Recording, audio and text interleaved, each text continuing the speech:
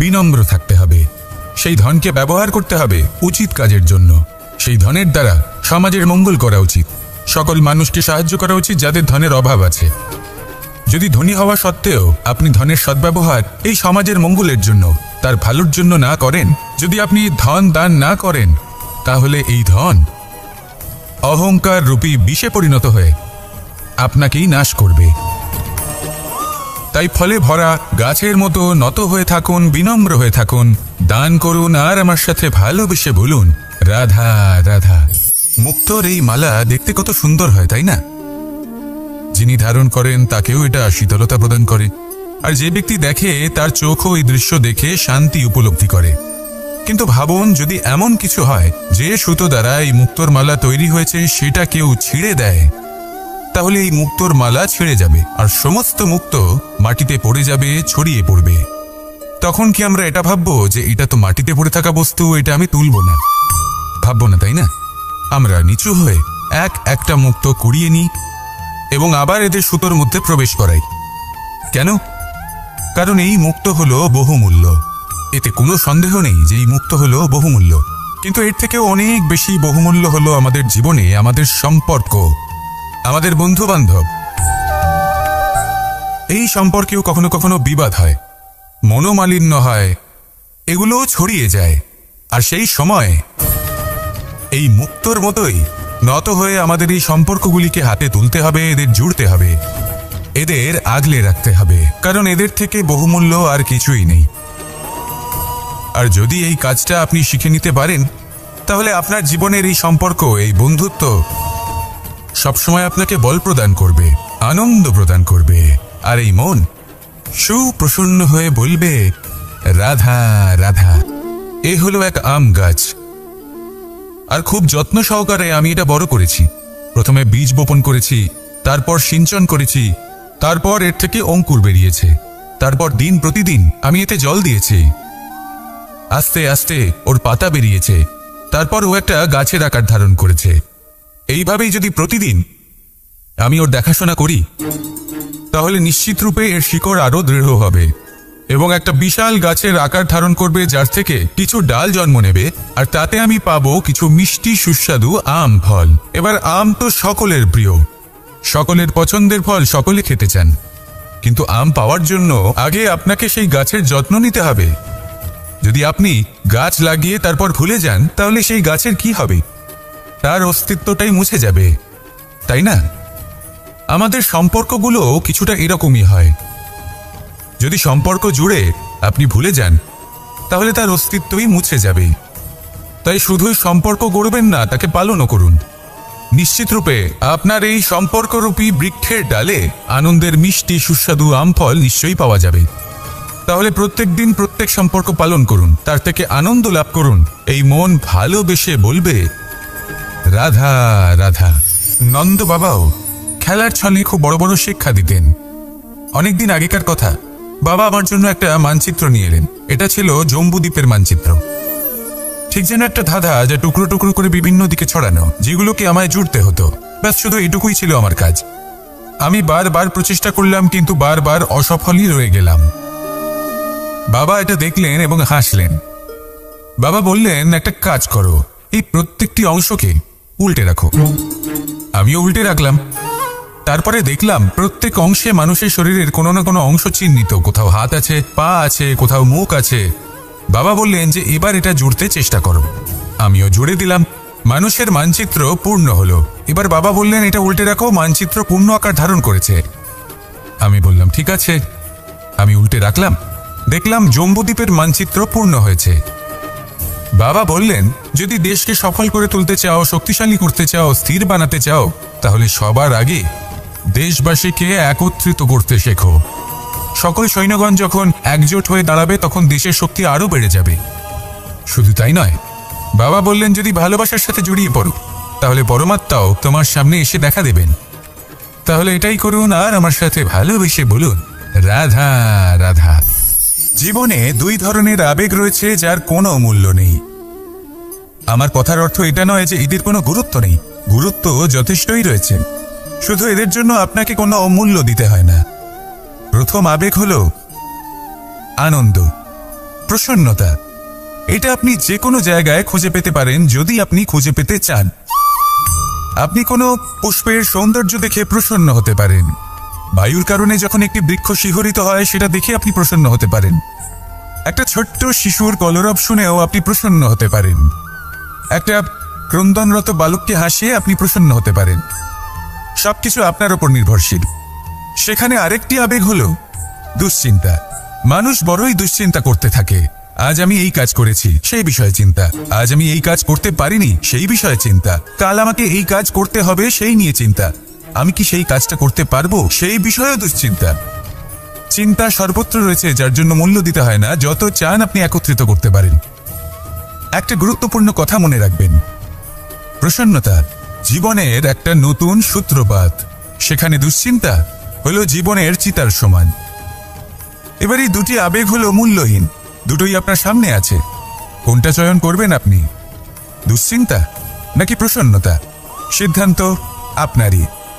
আসুন আর আমার সাথে ভালোবেসে বলুন রাধা রাধা। হয়তো আপনার মনে কখনো এই প্রশ্ন আসতে পারে যে ইমারত কেন নির্মাণ করা হয়, কেন উৎসব পালন করা হয়, কেন মানুষ নিজেদের জন্মদিন পালন করেন, কেন দোল, বিজয়া দশমী, রাখি, দীপাবলির মতো উৎসব পালন করা হয়।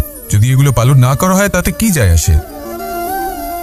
যদি এই দোল উৎসব পালন না করা হয় তাহলে কি এই সংসার ভুলে যাবে যে নারায়ণের প্রতি ভক্তির কারণে ভক্ত প্রহ্লাদকে অগ্নি স্পর্শও করতে পারেনি? যদি বিজয়া দশমী পালন না করা হয় তাহলে কি এই সংসার ভুলে যাবে যে এই দিনে শ্রীরাম রাবণকে বধ করেছিলেন?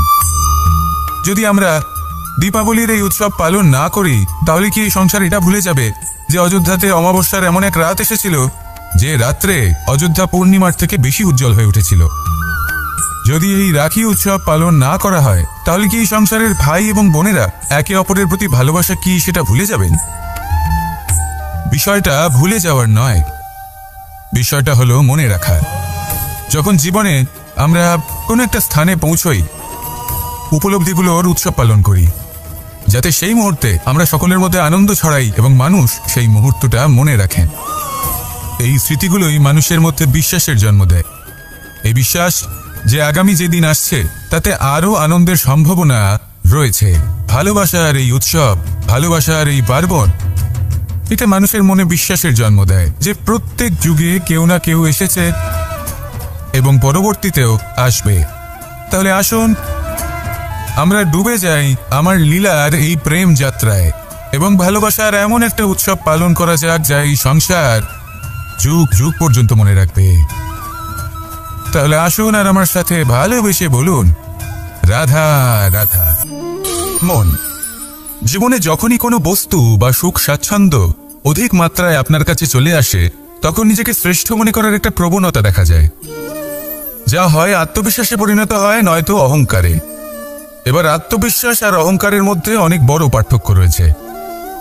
আমি এটা করতে পারি, আমি ওটাও করতে পারি, এ হলো আত্মবিশ্বাস। শুধুমাত্র আমি এটা করতে পারি, শুধুমাত্র আমি ওটাও করতে পারি, আমি হলাম সর্বশ্রেষ্ঠ, এটা হলো অহংকার। এবার এই অহংকার এর ধ্বনি অনেক দূর প্রবাহিত হয় আর এর প্রহার সর্বপ্রথম আপনাকে বিপর্যস্ত করে। এবার এই অহংকার এর বিপরীত শব্দ হলো বিনয়, অর্থাৎ নিজের ঊর্ধ্বে উঠে অন্যের বিষয় ভাবনা চিন্তা করা, সংসারের বিষয় ভাবা। এই বিনয়ী হবার চেষ্টা করুন, একের থেকে অনেক হওয়ার চেষ্টা করুন এবং একসাথে থাকার চেষ্টা করুন। নিশ্চিত রূপেই আপনি বিকাশের কারণ হবেন। মত্ততা থেকে নিজেকে দূরে রাখুন, অহংকার থেকে নিজেকে দূরে রাখুন। এই মন প্রসন্ন হয়ে বলবে রাধা রাধা। কোনো এক বস্ত্রে যদি ছোট্ট একটা ছিদ্র উৎপন্ন হয় আর যদি আমরা তার দিকে নজর না দিই তাহলে সময়ের সাথে সমগ্র বস্ত্র ছিঁড়ে যায় আর কোনো কাজে আসে না। যদি কোনো একটা নৌকাতে ছোট্ট একটা ছিদ্র উৎপন্ন হয় তাহলে সময়ের সাথে পুরো নৌকাই জলে ডুবে যায়। লক্ষ্যের দিকে অগ্রসর হওয়ার সময় একটা ছোট্ট ভুল আপনি যদি করে ফেলেন তাহলে আপনাকে তার লক্ষ্যের থেকে দূরে করে দিতে পারে। এমনটা এই সম্পর্কের সাথেও হয়ে থাকে।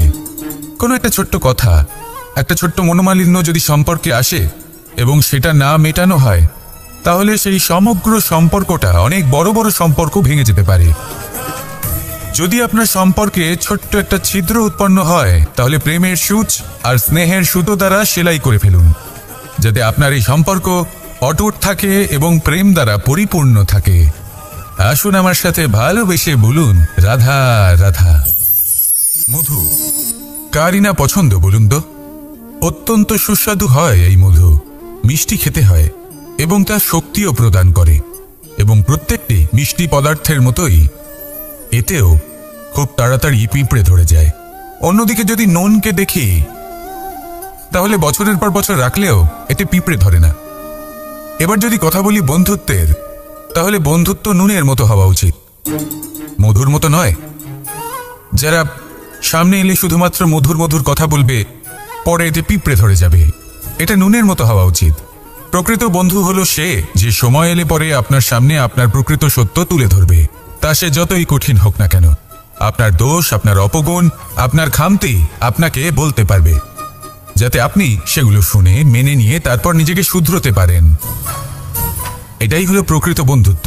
কখনো নিজের জীবনের আশেপাশে মন দিয়ে দেখবেন, অনেক সময় এমন মানুষ থাকেন, অনেক বন্ধু থাকেন, যাদের দেখে আমাদের মনে হয় যে এনারা খুব কঠোর, এনাদের কথা খুব কটু। কিন্তু বেশিরভাগ এমন মানুষের মনটা যদি বুঝতে পারেন, তাহলে দেখবেন তাতে কোনো মালিন্য নেই। এনাদের মন অত্যন্ত পবিত্র হয়। যদি আপনার জীবনেও এমন কোনো ব্যক্তি থেকে থাকে, এমন বন্ধু থাকে, তাহলে তাদের আগলে রাখুন আর আমার সাথে ভালোবেসে বলুন, রাধা রাধা। জীবনের প্রত্যেক মুহূর্ত আমাদের কিছু না কিছু শিক্ষা দেয়, নির্ভর করছে আমাদের দৃষ্টিভঙ্গির উপর। যেমন নদী হলো আমার অত্যন্ত প্রিয়, নদীতে ভ্রমণ করতে আমার খুব ভালো লাগে। কি বলেন? নদীতে সবসময় নতুন কিছু থাকে, ও পুরনো কিছুই নিয়ে বসে থাকে না।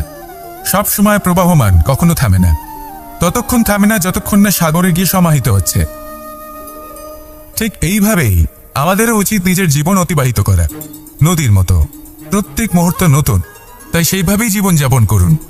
পুরনো কিছুই একত্রিত করে রাখবেন না, বিগত স্মৃতির মাঝে নিজেকে হারিয়ে ফেলবেন না। এই যে বর্তমান, এই যে মুহূর্ত, সেটাই হলো সর্বশ্রেষ্ঠ। এর মাঝেই জীবনযাপন করুন, নদীর মতো প্রবাহমান হতে শিখুন। আপনি শিখে গেলে তাহলে মনে রাখবেন, আমার আপনার মাঝে বিচরণ করতে বড়ই ভালো লাগবে।